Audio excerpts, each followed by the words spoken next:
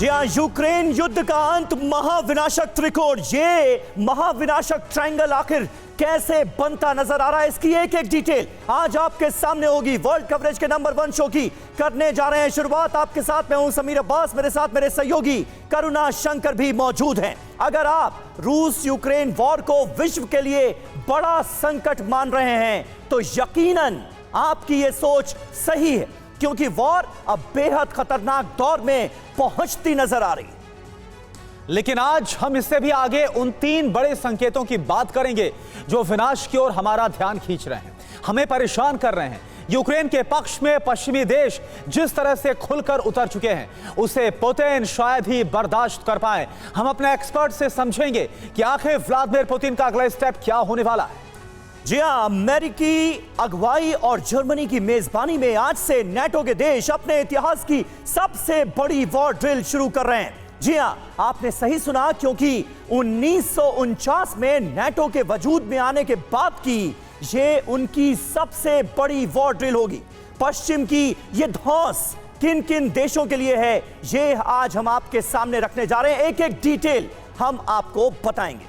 लेकिन बात सिर्फ यहीं पर खत्म नहीं होती है। हम उस सनसनीखेज रिपोर्ट के बारे में भी आपको बताएंगे जिसमें इस बात का खुलासा हुआ है कि दुनिया में पिछले 1 से 2 वर्षों में एटमी हथियार किस रफ्तार से बढ़ रहे हैं। इनके अलावा वॉर जोन के तमाम लेटेस्ट वीडियोस और खबरें बुलेटिन में आपके सामने हम रखेंगे। और इस बीच बड़ी खबर के साथ हम देखिए शुरुआत कर रहे हैं। ब्लैक सी में रूस यूक्रेन में भीषण टकराव देखा जा रहा है। यूक्रेन ने मरीन ड्रोन से धुआंधार हमला किया, रशियन शिप को टारगेट करने की कोशिश की गई। ब्लैक सी में रूस ने यूक्रेन के कई ड्रोन मार गिराए हैं।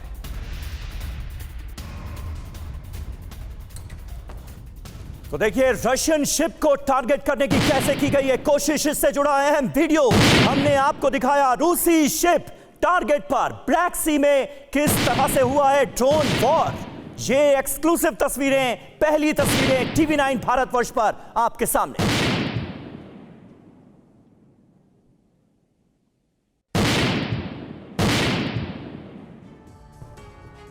तो ये तस्वीरें आपने देखी, और आइए ब्लैक सी में हुए इस सनसनीखेज ड्रोन वॉर की पूरी डिटेल आपके सामने रख देते हैं। ड्रोन वॉर की लाइव तस्वीरें सामने आई हैं। ये देखिए ब्लैक सी में कैसी ड्रोन वॉर छिड़ी हुई है। यूक्रेन का ये मास ड्रोन अटैक था, ये बताया जा रहा है। ब्लैक सी में यूक्रेनी हाई स्पीड मरीन ड्रोन ने मास अटैक किया है, जिसकी पहली तस्वीरें TV9 भारतवर्ष आपको दिखा रहा है। सेवेस्तोपोल से 185 मील दक्षिण पूर्व में ये हमले अंजाम दिए गए हैं। इसका मकसद क्या था, एक एक डिटेल आपके सामने होगी। रूस के प्रियाजोव्ये शिप को टारगेट करने की दरअसल कोशिश की गई है। रूसी शिप इसका निशाना था, टारगेट था। रूसी प्रियाजोव्ये शिप ब्लैक सी में सर्विलांस के लिए पहुंचा था, जिसे निशाना बनाया गया है इस हमले में। रूसी शिप सतह से हवा में मार करने वाली मिसाइलों से लैस था। यह एक्सक्लूसिव जानकारी भी निकलकर सामने आई है। अब देखिए इस हमले को लेकर, इस अटैक को लेकर रूस की तरफ से क्या कहा जा रहा है, रूस का दावा क्या है। यूक्रेनी ड्रोन अपने टारगेट में फेल रहे, यह हमला पूरी तरह से नाकामयाब रहा, यह कहा गया है रशिया की तरफ से। तो ये इस ड्रोन वॉर को लेकर, इस बड़े अटैक को लेकर जो ब्लैक सी में अंजाम दिया गया है, उसे लेकर रूस का रुख है। और इस वक्त हमारे साथ तमाम खास मेहमान जुड़ गए हैं, उनसे जल्दी से आपका तारुफ करा दें। लेफ्टिनेंट जनरल VK चतुर्वेदी हमारे साथ मौजूद हैं बतौर defence expert. Air marshal Rajesh Kumar साहब हमारे साथ मौजूद हैं। नेवल कमांडर राजीव सरधाना हमारे साथ जुड़ रहे हैं। और प्रोफेसर सतीश कुमार, विदेश मामलों के जानकार हैं, वो हमारे साथ मौजूद हैं। लेकिन चतुर्वेदी साहब, पहला सवाल आपसे, ब्लैक सी में जिस तरह से इन हमलों को अंजाम दिया गया है, जिस तरह से मास ड्रोन अटैक हुआ है, सीधे तौर पर जो ताजा डिटेल सामने आई हैं वो ये इशारा कर रही हैं, इशारा नहीं बल्कि सीधे सीधे बता रही हैं कि रूस का जो शिप था वो इनके निशाने पर था। इतना बड़ा अटैक, लेकिन रूस तो कह रहा है कि हमला नाकामयाब रहा। आपको क्या लगता है? मुझे ये लगता है कि हमला नाकाम ही रहा होगा, नहीं तो अगर शिप पे इतने ज़्यादा अटैक हुआ होगा, अब तक शिप बर्बाद हो गया होता, ब्लैक सी में उसके तमाम रेमनेंट्स नज़र आ रहे होते। अच्छा। लेकिन ऐसा कुछ नहीं हुआ है, तो इसका मतलब हमला नाकाम हुआ है। ये जो ड्रोन्स वगैरह, unless they are very high state of the art हैं, स्पेसिफिक टारगेट के लिए गए हैं, जो मास में गए हैं, इनका केवल काम बेसिकली एक तो सर्वेलेंस हो सकता है और दूसरा एक डेटरेंस पार्ट कि हम इतना कर सकते हैं, ये दिखाने के लिए कि हमारी क्या काबिलियत है, ये है। लेकिन इसमें रूसी शिप पे मैं नहीं समझता कोई खतरा, या खतरा तो जरूर है लेकिन कोई नुकसान हुआ हो, ये नहीं हुआ है और वो बिल्कुल क्लियर है। नहीं तो ब्लैक सी जैसी जगह में इतना बड़ा शिप अगर उस पे हमला होता और उस पे डिस्ट्रक्शन होता तो वो सबको नजर आता, तो ये नहीं है। बिल्कुल मास ड्रोन अटैक हुआ है लेकिन रूसी शिप को इसमें कोई नुकसान नहीं पहुंचा है, टारगेट पर जरूर लिया गया। लेकिन ब्लैक सी में कई जगहों पर हम धुआं उठते हुए देख रहे हैं इन अटैक्स के अंजाम दिए जाने के बाद। करुणा बिल्कुल देखिए, साफ बयां कर रही हैं। बिल्कुल। और देखिए एक और बड़ी खबर है, अमेरिकी सेना की जबरदस्त ड्रिल हो रही है और इस ड्रिल को लेकर क्या बड़ी खबर, ये आप देखिए। अमेरिकी सेना की जबरदस्त ड्रिल, सेना की अलग अलग विंग की ड्रिल है जिसकी तस्वीरें हम आपको दिखा रहे हैं। रूस यूक्रेन जंग के बीच बड़ी वॉर की तैयारी है। अमेरिकी सेना ने अपनी ताकत दिखाई। अब इस ताकत को दिखाने का क्या मतलब है, टाइमिंग के लिहाज से सवाल बड़ा हो जाता है।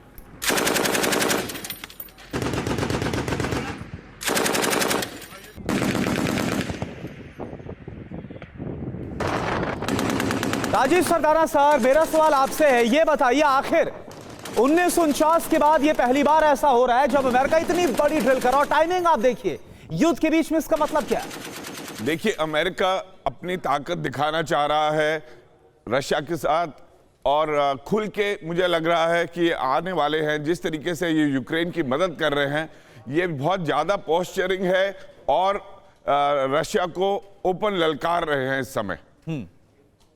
बिल्कुल बिल्कुल, तो ये तो है ही, कहीं ना कहीं सीधी चेतावनियां जारी की जा रही हैं, सीधे ये आने वाले वक्त के लिए बड़े युद्ध की ललकार के तौर पर देखा जा रहा है। इस बीच एक अहम खबर ये सामने आ रही है कि बाल बाल बचे रूस के डेप्यूटी पीएम खेरसोन दौरे पर गए थे डेनिस मंटुरोव। लोकेशन से हटते ही मिसाइल अटैक हुआ, बाल बाल बचे उप प्रधानमंत्री। यूक्रेन ने स्टॉर्म शैडो रॉकेट से हमला किया, यह जानकारी भी देखिए सामने आ गई है। इस हमले से जुड़ी ये बड़ी इंफॉर्मेशन है। कुछ मिनट पहले ही मौके से निकले थे रूसी डेप्यूटी पीएम और इस हमले में वो बाल बाल बचे। और देखिए अगली बड़ी खबर, यूक्रेन के कब्जे से छूटे रूसी सैनिक, ये इस वक्त की बड़ी खबर है।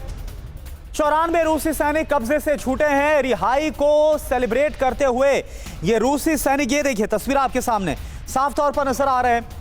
तो 94 की संख्या में जो रूसी सैनिक हैं उनको छोड़ा गया है यूक्रेन के कब्जे में जो थे, और अब ये अपनी रिहाई को कैसे सेलिब्रेट कर रहे हैं, ये अपने ऐसा लग रहा है कि परिवार वालों के साथ अब बात कर रहे हैं और वो खुशी साफ तौर पर इनके चेहरे पर नजर आ सकती है। बिल्कुल। और देखिए अगली बड़ी खबर का हमें यहां पर रुख करना होगा। यूक्रेनी फौज की स्पेशल ब्रिगेड ने हमला कर दिया है। 200 रूसी जवानों के मारे जाने का किया गया है दावा। 200 जवानों की मौत का दावा। रूसी ठिकानों पर गुरिल्ला स्टाइल में हमले अंजाम दिए गए। रूसी जवानों की घेरेबंदी कर किस तरह से ताबड़तोड़ फायरिंग की गई, ये देखिए।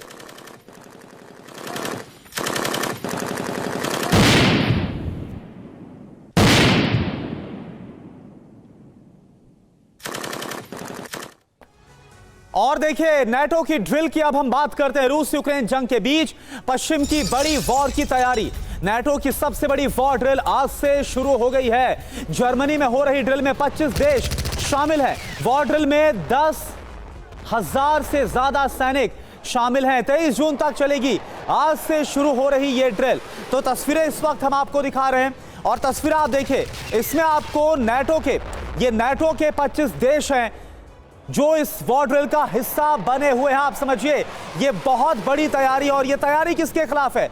जवाब साफ है, ये तैयारी क्या रूस के खिलाफ किसी बहुत बड़ी जंग की है जिसकी तस्वीरें निकलकर सामने आ। अब ये जो वॉर ड्रिल हो रही है, इस वॉर ड्रिल के मायने क्या है, क्या बड़ी बात इस वॉर ड्रिल को लेकर है, और ये जो वॉर एक्सरसाइज है इसमें क्या क्या रहने वाला है इंपॉर्टेंट, इन सब चीजों को आपको हम बताएंगे। तो आइए अब नाटो की सबसे बड़ी वॉर ड्रिल से जुड़ी डिटेल आपको दिखा देते हैं कि क्या जानकारी निकलकर सामने आई है। तो नाटो की सबसे बड़ी वॉर ड्रिल लोकेशन कहां पर है? लोकेशन है जर्मनी। तारीख क्या है? 12 तारीख से लेकर 23 जून तक ये वॉर एक्सरसाइज चलेगी।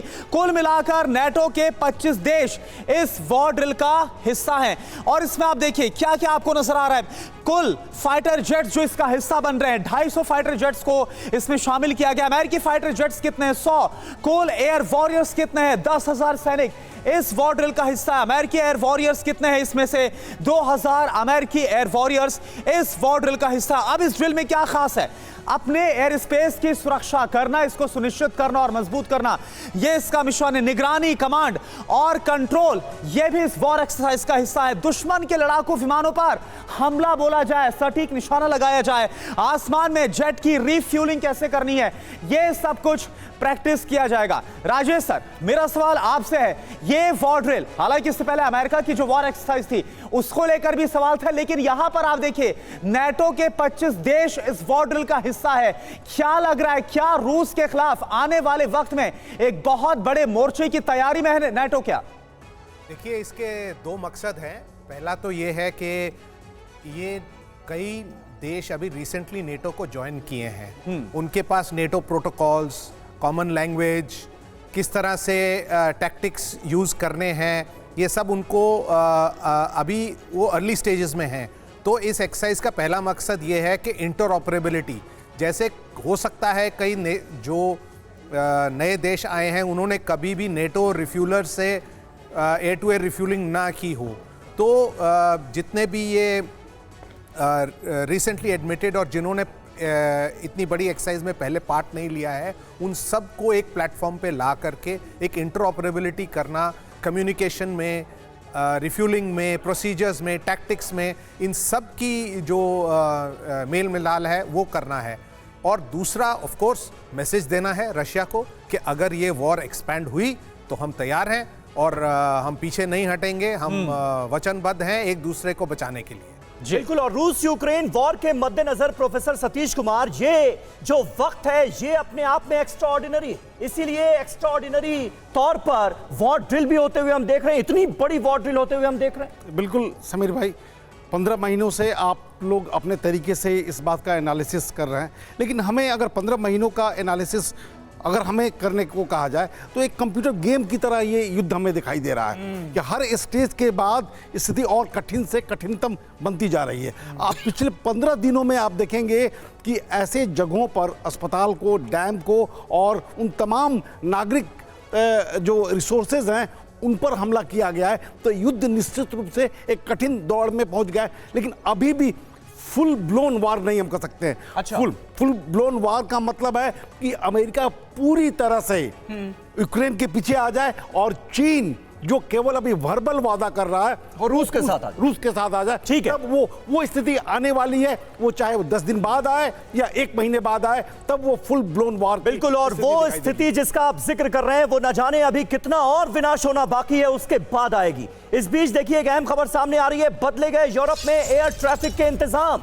नेटो की ड्रिल का असर एयर ट्रैफिक पर भी पड़ा है। ड्रिल की वजह से कई एयर स्पेस बंद करने पड़े हैं। ये इस वक्त की बिल्कुल ताजा अपडेट हम आपको दे रहे हैं। इस बड़ी वॉर ड्रिल के मद्देनजर देखिए एयर ट्रैफिक पर भी कितना बड़ा असर पड़ा है, क्योंकि कहा यह जा रहा है कि 1949 के बाद ये सबसे बड़ी ड्रिल अंजाम देने जा रहा है। नेटो के 25 मुल्क जर्मनी में इस वॉर ड्रिल को अंजाम देने जा रहे हैं और इसके लिए बड़े पैमाने पर तैयारी की गई है। मन में यह सवाल कि न जाने अब क्या होने वाला है। आइए अब मैप के जरिए आपको बताते हैं कि नेटो की यह ड्रिल रूस की सीमा के कितने पास हो रही है और ट्रेनिंग स्पेस की स्थिति क्या है, यह हम आपको समझाने की कोशिश करते हैं। यह देखिए एयर डिफेंडर 2023, ये इसे नाम दिया गया है। अब हम आपको इस एक्सरसाइज के मद्देनजर सारी अहम जानकारियां देते हैं। नॉर्मल डेली फ्लाइट रूट्स पर इसका असर पड़ेगा। ड्रिल में 25 नेटो देश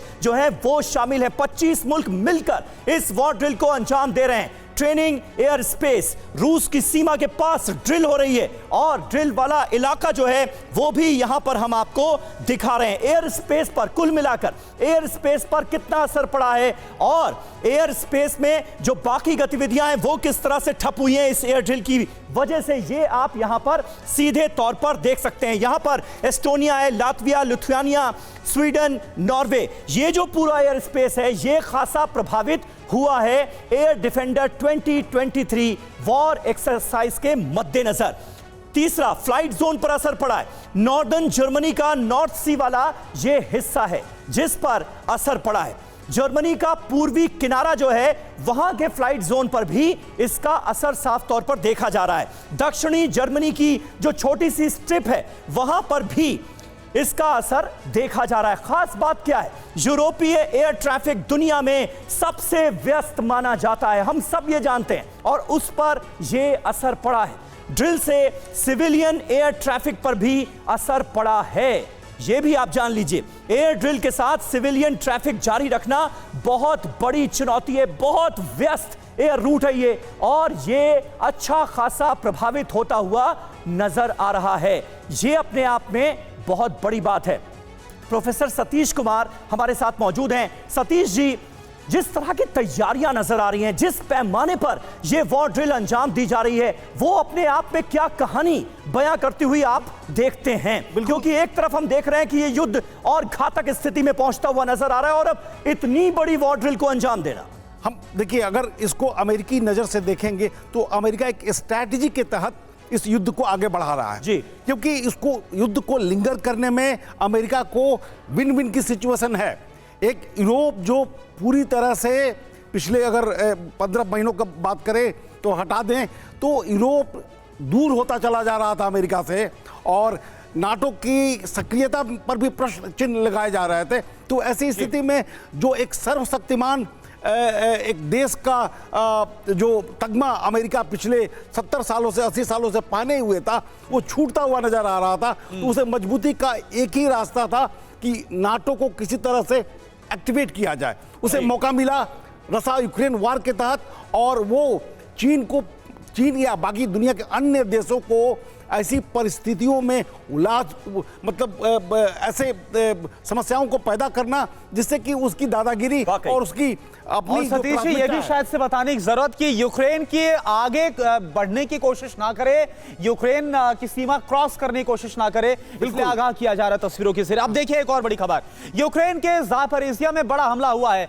यूक्रेनी इंटेलिजेंस की टीम पर बड़ा हमला हुआ, रूस ने इंटेलिजेंस टीम की गाड़ी को उड़ा दिया। ये तस्वीरें आप देखिए।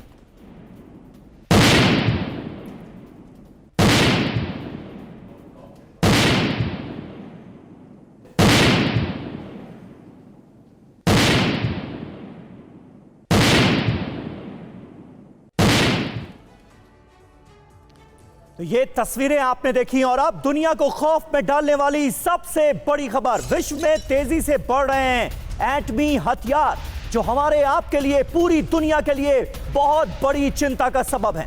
Stockholm International Peace Research Institute की यह सनसनीखेज रिपोर्ट सामने आई है। सिप्री की रिपोर्ट में चीन को लेकर बड़ा खुलासा हुआ है। पिछले 1 साल में चीन ने बनाए सबसे ज्यादा एटमी वॉरहेड।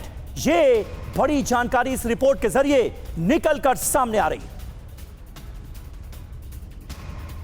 तो देखिए, सिप्री की रिपोर्ट जो बता रही है वो कितनी ज्यादा चिंताजनक है, और चीन किस तेजी के साथ अपने एटमी हथियार बढ़ा रहा है, क्योंकि इस रिपोर्ट के जरिए इस बात का दावा किया जा रहा है सबसे ज्यादा अगर किसी देश ने एटमी हथियार तैयार किए इस दौरान तो उस देश का नाम है चीन। यानी ड्रैगन ने सब कुछ किया, लेकिन किस तरह से होड़ नजर आ रही है और ये कितने विध्वंसक होने वाली है, यह आपको समझाते हैं। तो अब Stockholm International Peace Research Institute यानी कि सिप्री की रिपोर्ट के हवाले से एटमी वॉरहेड को लेकर कुछ परेशान करने वाले आंकड़ों पर हम नजर डालते हैं। क्या जानकारी सामने आ रही है, विश्व में कैसे एटमी रेस लगी, दुनिया में अनुमानित कुल एटमी वॉरहेड्स कितने हैं? 12,512 ये सिप्री की रिपोर्ट बता रही है। हमले के लिए तैयार एटमी वॉरहेड की संख्या आप देखिए, इनमें से है 9,576। और क्या इंफॉर्मेशन है जो इस वक्त आ रही है, पिछले 1 साल में तैयार नए एटमी वॉरहेड्स कितने हैं? 86 पिछले 1 साल के अंदर ये एटमी वॉरहेड्स तैयार किए गए हैं। अब खास बात क्या है, खास बात आपको समझना बहुत जरूरी है इस रेस में क्या है।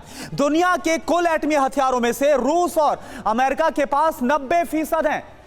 यह बहुत बड़ी बात है। अब देखिए, 12,512 में से 3,844 एटमी वॉरहेड्स मिसाइल और एयरक्राफ्ट के साथ डिप्लॉय किए गए हैं। तो ये जो रेस लगी, इसकी खास बात आपको हम बता रहे हैं। मिसाइल और एयरक्राफ्ट के साथ डिप्लॉय 3,844 वॉरहेड्स में से 2,000 रूस या फिर यूएस के पास ही है। ये वाकई परेशान करने वाली खबर है। समीर, बिल्कुल सही आपने करुणा कहा, और यही दुनिया के लिए सबसे बड़ी चिंता का सबब भी है। आइए अब समझते हैं कि यह रिपोर्ट क्यों विश्व में एटमी विध्वंस की ओर संकेत देती नजर आ रही है। क्यों है एटमी विध्वंस का खतरा, यह जान लीजिए। दुनिया में इस वक्त मिलिट्री तनाव चरम पर है। बड़े बड़े देशों के रिश्ते सबसे खराब दौर में पहुंच चुके हैं। एटमी शक्ति वाले देश वॉर में शामिल हैं, यह हम देख रहे हैं। एक साल पहले तक घट रहे थे एटमी हथियार, लेकिन अब इसका ठीक उलट होता हम देख रहे हैं। कोल्ड वॉर के बाद लगातार घटे थे एटमी हथियार, अब विश्व में अचानक बढ़ने लगे हैं एटमी हथियार। सिप्री की यह रिपोर्ट अपने आप में जो मौजूदा वक्त की सच्चाई है चतुर्वेदी साहब, उसे बयां करती हुई नजर आ रही है, और निश्चित तौर पर भारत समेत दुनिया के तमाम जिम्मेदार मुल्कों के लिए यह बहुत बड़ी चिंता की बात है। समीर, बिल्कुल आपने सही कहा, ये बहुत चिंताजनक बात है, लेकिन मेरा ये फर्म व्यू है, विद कन्विक्शन मैं कह रहा हूं कि nuclear weapons are weapons which will not be used, क्योंकि इनके ये दे आर जस्ट नंबर्स। अगर आप कहते हैं कि उसने 5000 हैं उसके पास 4000 हैं, कभी भी ये 4000 और 5000 नहीं यूज होंगे। 1, 2, 5 इससे भी ज्यादा लो यील्ड भी होंगे, उससे ज्यादा नहीं होंगे, क्योंकि इसके बियॉन्ड अगर हुआ तो दुनिया नहीं रहेगी, पूरा विश्व खत्म हो जाएगा। बिल्कुल, तो ये चीज सबको मालूम है, और ये जितने भी नेशंस हैं they are quite matured, except North Korea. मैं कहता हूं कि एक ऐसा है जहां पे पर्सनालिटी की वजह से मैं कहता हूं कि वहां पे कुछ भी अनकन्वेंशनल हो सकता है। अच्छा, लेकिन उसके अलावा कहीं भी ऐसा न्यूक्लियर वेपन्स का यूज होना बिल्कुल नहीं है, बट डेटरेंस के पर्पस पे ये यूज होंगे। ये कहेंगे कि आपके पास इतना है, इनको डिप्लॉयमेंट करेंगे, कभी इनके वॉरहेड्स को मूव कर देंगे, कभी उनकी यूनिट्स को मूव कर देंगे। इस तरह के डेटरेंस वगैरह के कार्य के लिए जरूर यूज होंगे। ठीक है, प्रोफेसर सतीश कुमार भी इसी पर कुछ ऐड करना चाह रहे हैं, जल्दी से सर। ये नागासाकी और हिरोशिमा में जो बम लिटिल बॉय और फैट मैन के रूप में गिराया गया था, बिल्कुल अब जो बम है हमारे पास दुनिया के सामने, वो उससे 500 गुना ज्यादा घातक हैं। तो ये बात तो निश्चित है कि अगर उसका प्रयोग होता है, कहीं भी होता है, तो पूरी दुनिया तहस-नहस हो जाएगी। 13 देशों के पास मान्य रूप से न्यूक्लियर बम है, लेकिन अनुमान लगाया जाता है, सिप्री की रिपोर्ट ही है कि 33 देशों के पास वो सारे सामग्री हैं, और इस बात का पूरा अनुमान है कि उनके पास भी न्यूक्लियर हथियार हैं। ऐसी स्थिति में ये नन स्टेट जो एक्टर हैं, उनके हाथों में न्यूक्लियर बम चला जाए तो इसमें बहुत बड़ा आश्चर्य नहीं होगा। इसी बात का खतरा है कि टेररिस्ट ऑर्गेनाइजेशन अगर इसे लेने में हथियार हो जाते हैं तो इनका उपयोग किसी रूप में। बिल्कुल सही बात है प्रोफेसर सतीश, और आप जिस बात का जिक्र कर रहे हैं वो बहुत चिंताजनक है, और ये कोई छोटा मोटा खतरा नहीं है, ये बहुत बड़ा खतरा है। इस बीच एक और अहम खबर है, चीन सबसे तेजी से बना रहा है एटमी हथियार। ये भी पता चला है पिछले 1 साल में बनाए गए सबसे ज्यादा एटमी वेपन्स। 1 साल में चीन ने बनाए 60 नए एटमी वॉरहेड्स। सिप्री की रिपोर्ट से यह बड़ा खुलासा भी हुआ है। आखिर चीन की जिनपिंग की मंशा क्या है, इसे लेकर यह भी समझना जरूरी है। लेकिन उससे पहले करुणा के पास कुछ और डिटेल्स हैं सिप्री की इस चिंताजनक रिपोर्ट को लेकर। करुणा।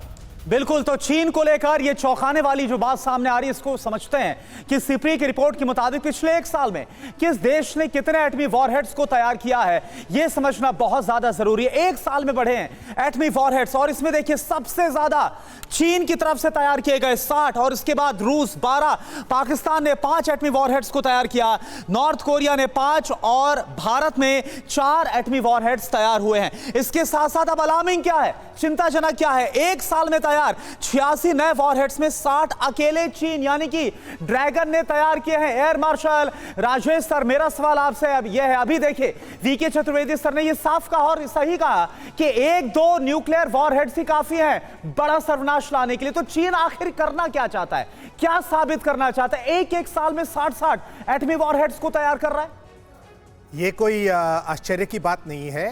ये एस्टिमेशन काफ़ी दिनों से चल रहा है, जब से जो 3 साइलो फील्ड्स चीन में कंस्ट्रक्ट हो रही थी, उनका जो खुलासा सामने आया है, तो उसमें यही एस्टिमेट किया गया था कि चीन अपने जो एटमी हथियार हैं, जो उनके पास 300 से 400 थे, वो बढ़ा करके 1000 और 1500 के बीच में करेगा। ये इसलिए है क्योंकि उनके पास जो ट्रायड है वो कंप्लीट नहीं है, यूएसए के साथ compete करने के लिए कंप्लीट नहीं है, क्योंकि उनके पास स्ट्रेटेजिक बॉम्बर नहीं है वहाँ पहुँचने के लिए, और उनकी जो न्यूक्लियर सबमरीन्स हैं उनका भी जो रेंज और जो उनके मिसाइल की क्षमता है वो थोड़ी कम है, और उनके पास नंबर्स भी कम हैं। तो इसीलिए अगर वो चाहते हैं कि यूएस उनको ताइवान के ऊपर न्यूक्लियर ब्लैकमेल ना करे, तो उनको लगता है कि डेटरेंस के लिए उनको अपने वॉरहेड्स को बढ़ाने की जरूरत है। ठीक है सर, बिल्कुल इस पर आगे भी आप बात करेंगे, लेकिन देखिए एक अहम खबर और हमारे पास आ रही है। यूक्रेन की मदद के लिए फायर ट्रक रवाना की गई है।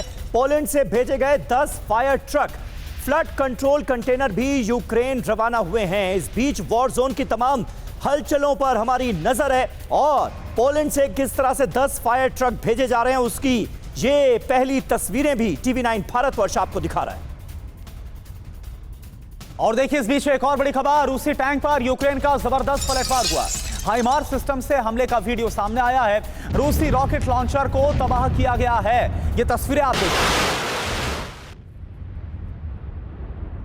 और देखिए अगली बड़ी खबर, कभी भी हो सकता है पुतिन की सत्ता का खात्मा। ये कौन कह रहा है? पुतिन की सत्ता का अचानक होगा खात्मा, कभी भी हो सकता है पुतिन का अंत। जाने माने इतिहासकार रॉबर्ट टॉम्स की तरफ से ये दावा किया गया है।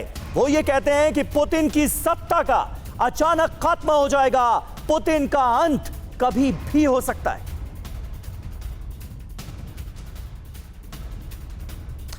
तो देखिए इतिहासकार रॉबर्ट टॉम्स की तरफ से जो कहा जा रहा है, जाने माने ब्रिटिश इतिहासकार हैं रॉबर्ट टॉम्स, और उनकी तरफ से बहुत ही बड़ी बात कही गई है कि कभी भी व्लादिमीर पुतिन की सत्ता का खात्मा हो सकता है। क्या बोल रहे हैं? अचानक खत्म हो सकती है पुतिन की सत्ता, ये बोल रहे हैं ब्रिटिश इतिहासकार। मौजूदा अफरा तफरी जल्द ही खत्म हो सकती है। जो ये मौजूदा दौर चल रहा है, पुतिन की तरह के तानाशाहों की उम्र लंबी नहीं होती है, यह भी बोला जा रहा है। पुतिन जो कर रहे हैं उसका करोड़ों लोगों पर असर पड़ रहा है। लोग समझ रहे हैं कि पुतिन का अंत ही नहीं होगा, लेकिन इस तरह की सत्ता का अंत अचानक से हो सकता है, यह जरूर समझा जा रहा है। इतिहास में ऐसी कई सत्ता अचानक से खत्म हो गई, जैसा कि पुतिन की सत्ता के खत्म होने का दावा किया जा रहा है। प्रोफेसर सतीश, मेरा सवाल आपसे है, देखिए हम देख रहे हैं वेस्ट का मीडिया हो, वेस्ट की तरफ से जमकर प्रोपेगेंडा हो रहा है रूस के खिलाफ, पुतिन के खिलाफ। अब इसे उसी प्रोपेगेंडा के तौर पर देखें, या फिर वाकई में आपको कुछ लग रहा है दम है ब्रिटिश इतिहासकार की बातों में? नहीं, इतिहासकार की जो टिप्पणी है ये हिस्टोरिकल एनालिसिस है या एस्ट्रोलॉजिकल एनालिसिस है, ये बात हमको समझ में नहीं आ रही है। क्योंकि पुतिन का ग्राउंड रियलिटी ये है कि आज भी वो बहुत पॉपुलर है।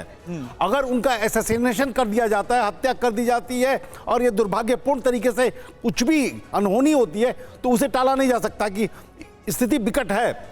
लेकिन जहां तक उनकी पॉपुलैरिटी की बात है, जिस तरीके से उन्होंने 1999 से लेकर अभी तक सत्ता के विभिन्न स्वरूपों में प्रधानमंत्री और राष्ट्रपति के रूप में स्थापित किया है, लोगों के बीच में लोकप्रियता हासिल की है, अभी दिलो दिमाग पर पुतिन छाए हुए एक तानाशाह के रूप में। आप भले मान लें तानाशाह हैं निश्चित रूप से, लेकिन बिल्कुल ये बड़ी बात आप कह रहे हैं सतीश जी कि जंग में ऐसा वक्त आ चुका है जब हम देख रहे हैं हर रोज खबर सामने आ जाती है कि 100 से 200 रूसी जवान मारे गए। रूस के नागरिकों में वक्त वक्त पर भी ये बात सामने आती है कि वो इस युद्ध के खिलाफ होते जा रहे हैं काफी लोग, लेकिन उसके बावजूद भी पुतिन की लोकप्रियता पर ओवरऑल अगर देखा जाए तो ज्यादा असर पड़ा नहीं है। और ये बात कहीं ना कहीं सत्य है। हमारे रिपोर्टर भी वहां पर मौजूद थे रूस में, और वो भी यही राय रखते हैं जिसका आपने जिक्र किया।